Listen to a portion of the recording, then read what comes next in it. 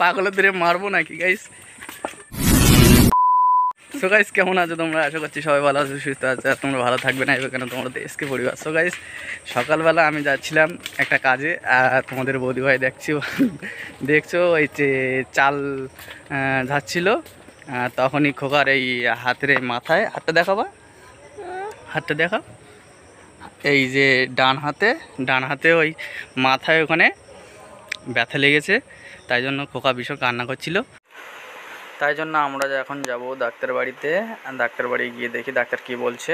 So guys, doctor বাড়িতে দেখিয়ে আনি, খোকার হাতে ব্যথা লেগেছে, একটু ওষুধপত্র দিয়ে দেবে, তাই জন্য যাচ্ছি। বাড়ি এসে তোমাদের সাথে কথা বলবো।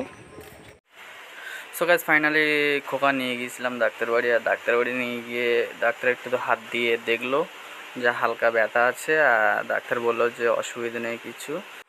সো গাইজ, তারপরে সোনাকে জিজ্ঞেস করলাম যে তুই কী খাবি, তো ও বললো দই খাবো। সেই জন্য আমরা সামনে গিয়ে দেখলাম একটা ময়রার দোকানে গিয়ে তোমাদের দাদাভাই বললো যে দই আছে কি না, জিজ্ঞেস করলো কাকুকে, তা বললো হ্যাঁ আছে। আর কাকু তো হচ্ছে সিংড়ার জন্য যে ময়দা বেলেই যাচ্ছে, তারপরে খোকাকে আমার কাছে দিল, আমি দই খাইয়ে দিলাম।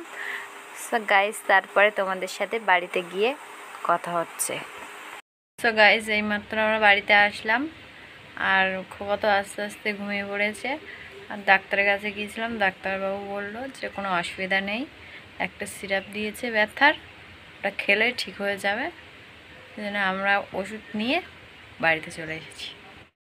সো গাইজ, আমি তো খুবই টেনশনে পড়ে গিয়েছিলাম, কারণ হাত উঁচু করতে পারছে না, হাত উঁচুও করতে পারছে না, অন্তত হাতে একটুখানি টাচ হলে মাত্র কাঁদছে। লেগেছে কীভাবে বলো তো, হচ্ছে আমি ভাত বসাবো বলে চাল মেপে হাঁড়িতে নিয়েছি, আর ও সেই চাল নিয়ে ছড়াচ্ছিল। এবার আমি বলছি তুই হাঁট, ঘরে টিভি ছেড়ে দেবো বলে আমি ওর হাতটা ধরেছি, হাতের এই গোছা যারে বলে, ধরেছি, ধরে আসছিল, উঠেছে, উঠে আর ঝুলে পড়েছে। এবার হাতের ওই হাড়ে এখানে হয়তো লেগেছিল, কান্না করছে, আর কাঁদছে, তা থামছেই না, আর কিছু ধরছেও না, হাতও এরা উঁচু করছে না, আর কি বলবো, একটু টাচ হলেও কান্না করছে। তো আমি তো বললাম কি না কি হয়েছে হয়তো, তো দেখি ঠাকুরের ইচ্ছায় কিছুই হয়নি, ভালোই আছে বললো ডাক্তারবাবু। তো গাইজ, ভিডিওটা আর বেশি বড় করব না, এই পর্যন্ত। যদি ভালো লাগে লাইক, কমেন্ট আর সাবস্ক্রাইব করতে একদম ভুলবে না। তো টাটা।